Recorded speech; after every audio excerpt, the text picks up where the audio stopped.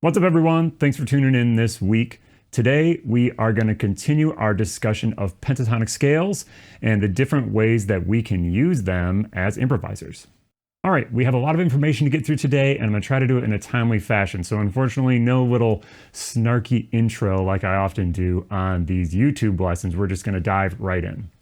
As with every week's lesson, there's some additional content in the virtual studio. You can go down to the description to find a link to access that stuff. I've been talking about that a lot this fall, so hopefully you kind of know the story there. I'd love to see some of you in there. I think the practice material there is really helpful as you work this in your own playing. In addition, if you need a little bit of review about what we covered in part 1 of these pentatonic lessons, I put the link to that video down in the description as well. Since this is part 2, we are going to do just a very little quick review of what we talked about in part 1. There we really just kind of laid the foundation of how we understand what pentatonic scales to apply on what chords. There's a lot of options of what pentatonic scales we can play on different chords, but our kind of option number 1, our most base level thing that we're going to think about, is a chord that has a major triad, we are going to apply a major pentatonic. A chord that has a minor triad, we're going to apply a minor pentatonic. So say we're in the key of E flat. If I see an E flat major 7 chord or even an E flat dominant 7th chord, since they have a major triad, I'm going to play the E flat major pentatonic.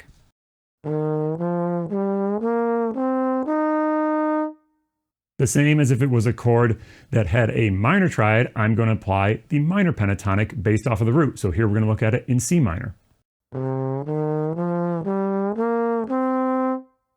Just like our regular major and minor scales, those two scales are relatives to each other, meaning that they actually have the same notes. So when we're playing in E flat major, we could also be thinking in C minor or vice versa. This connection is really important for what we're going to talk about today. The other element that I want to review is we started discussing how we can build these pentatonics off of other notes in the chords to get sort of different colors while still staying sort of inside that root sound. The option that we discussed in the last lesson was building our pentatonic scales off of the 5th of the chord. Whether we play major or minor is going to depend on what type of chord quality is. For example, if we're playing an F dominant 7th chord, in the top of that chord we have a C and an E flat, and then if we stack the 9 on it as well, we actually have a little C minor structure there. So we would actually apply the C minor pentatonic scale to that chord.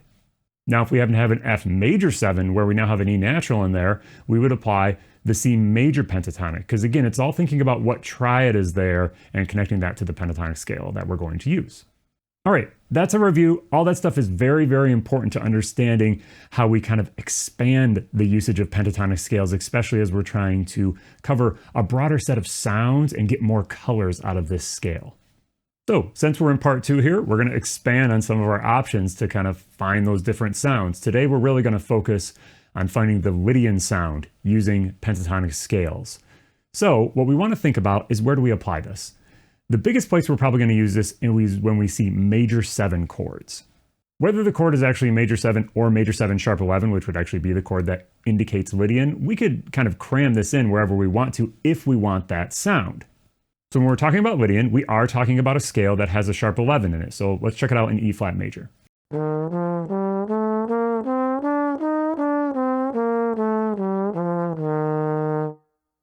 I love to approach these as just a major scale with a sharp 11. Some people would use a parent scale approach at teaching these. That's not my preferred method, so I would just really love to think it's a major scale with a sharp 11.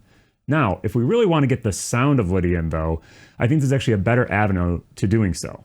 If we were to actually look at this chord and sort of like stack up all the extensions in there, we would see we have an E flat major 7 chord, and then we actually also have an F major triad that we can sort of superimpose on top of that. That is the sound of Lydian. And actually a lot of piano players, guitar players might use a voicing that sort of employs that concept to create this Lydian sound.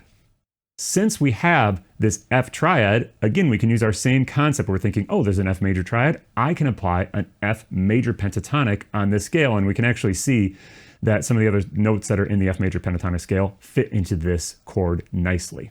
As we discussed in the previous lesson or in the review at the top of this lesson, we know we can connect that F major pentatonic scale to its relative minor, which would be D in this case. And that's often how I approach these. For whatever reason, I just like thinking minor pentatonic. It just feels like the ideas flow a little bit more in the minor version versus the major version. Not always, but I really love to think about the minor, and that's what we're going to think about here and actually in all the examples today. If you prefer major, go for it, but I just prefer thinking about sort of the minor version. So before we check this out in an example, our minor pentatonic scale we're dealing with is this.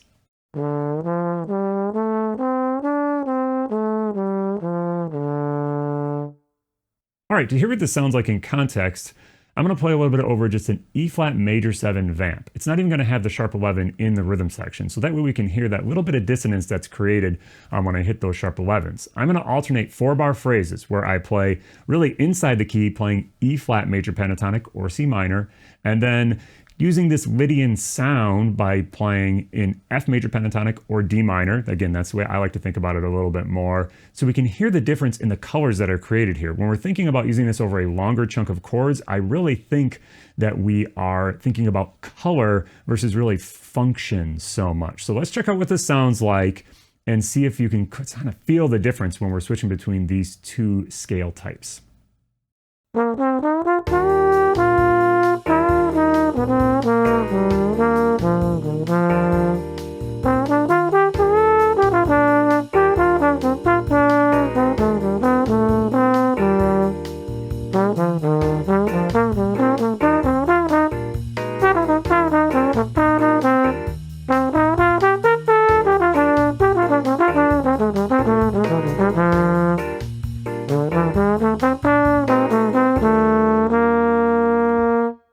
Now, that's how we might apply this on a modal tune where we have long chunks of the same chord. What if we're on a song that maybe has more conventional changes or changes that move faster? Is this still a helpful concept for us? To explore this a little bit, we're going to look at the Sam Rivers tune Beatrice. This is a great standard that has a chord progression that's really going to lend itself to practicing this concept. To start out with, let's just hear the melody and look at the chord changes, and then we'll break it down a little bit so we can understand really what is going on in this tune and how we can apply these sort of Lydian pentatonics to this type of chord progression.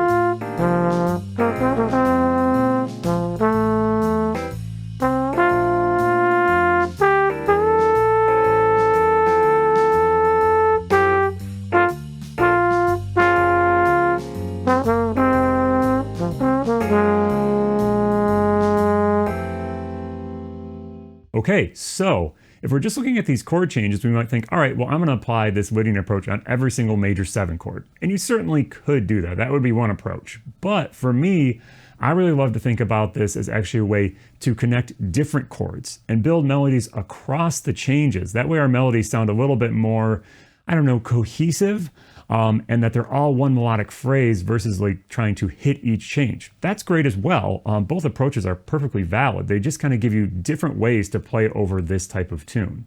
So let's look at our first 8 measures and see how we can employ some of these concepts. All right, our first chord is an F major 7 chord. So for today, we're just going to think F major pentatonic or D minor pentatonic. You could apply the sharp 11 stuff there, but that's not what we're going to talk about for this tune.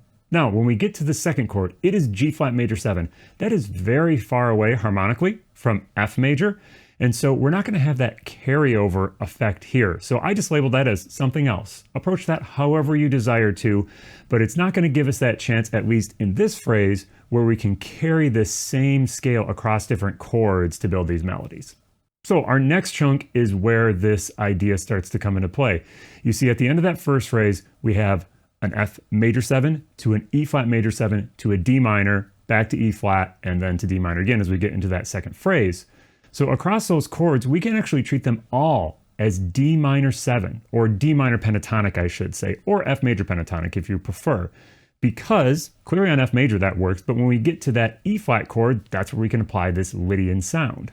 Now, I would assert that it's not going to feel Lydian in the same way as when we were doing our vamp and we were working on it over a long chunk of chords. It's really just going to feel like we are building a, again, cohesive melody across this chunk of the tune. Now, you might want to be a little selective about which chord tones you land on, and maybe even you select sometimes a chord tone that is outside of that pentatonic scale. Don't be too dogmatic. This is all just a way to sort of approach building melodies. It's going to sound great when you get to that E flat chord if you're kind of playing a pentatonic idea, and then you land on a B flat, or land on a G, or land on an E flat, because then you're really going to be inside of the chord, but most of our melody was pentatonic. All right, let's hear this in context. I'm going to play a solo over the first 8 bars of this tune. I'll throw the music on the screen so you can follow along both listening wise and seeing it to kind of see how some of these theory concepts land. And I'm really going to try to apply some of these concepts, probably even a little more so than I would if I was actually improvising. I'm really essentially like practicing this concept here. So let's check out what that would sound like.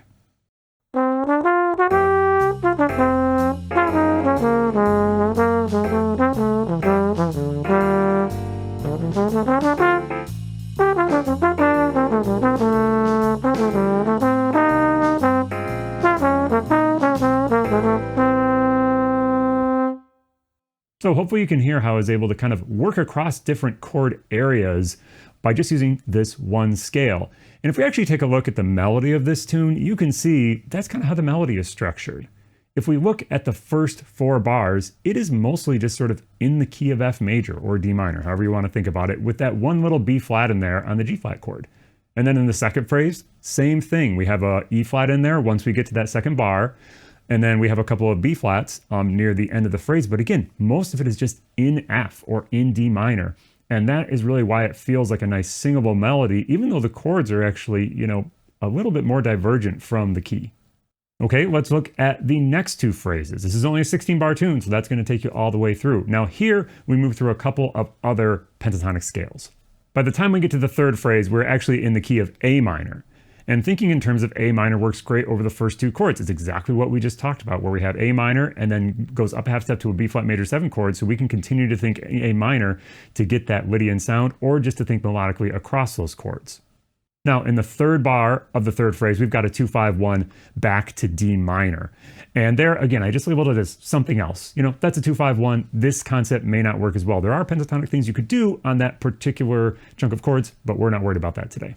One quick note about the last measure of the third phrase. I have it labeled as a D major to D minor in very quick succession. I've always thought that was just a D minor bar. That's actually how I have it in my play along that I made for this lesson. However, when I was re-listening to the Sam Rivers version of this tune to make sure I actually knew the melody the right way, I've known this tune for a long time, so it's a little hard for me to remember if I actually play the melody the way Sam Rivers does. They actually play major at the beginning of that bar, and then it shifts to minor. So that was new information to me when I learned this. So a lot of times we go back and revisit these tunes. Sometimes you can find that you maybe learned them a little incorrect at some point. It's not good or bad, it's just the way it goes. So you just kind of make those corrections as you're going. So when we get to that D minor bar, again, we can think about D minor there, and then transitioning into the last phrase where we have a G minor 7 chord, we could certainly go to thinking G minor, or just like we talked about in the first lesson, we could continue to base our pentatonic scale that we're building melodies from off of the 5th note of that G minor chord, which would be a D. So we can think about D for 2 bars there, which again is just going to help us to approach melody better. Now the last 3 bars have the same concept that we've been talking about. It's G flat major 7 to F minor 7 to G flat major 7. So F is kind of our like key that we're in, and we're going to apply that pentatonic scale across all 3 of those chords, and again, get that Lydian sound. Again, shifting to kind of some chord tones here and there is really going to probably sound best, I think. But as we're thinking about how to build melodies kind of in a phrased type way and not necessarily in a chord hitting type way, this is a very useful approach. All right, now that we've mapped out our entire tune, let's see how this all sounds. I'm going to play one chorus of solo here. I will display what I play on the screen. I'm improvising this right now, so I'll go back and transcribe it. And then throw it on the screen so you can check out again, both hearing it and seeing it. And I'll actually label where I'm using the different pentatonic approaches as well, so you can really see how these ideas land. And this time, I'm not going to try to play in such a contrived or practiced sort of fashion. I'm still going to maybe try to illustrate these concepts since that's what we're talking about, but I'm hopefully going to play a solo that might be a little bit more like what I would actually play if I was performing.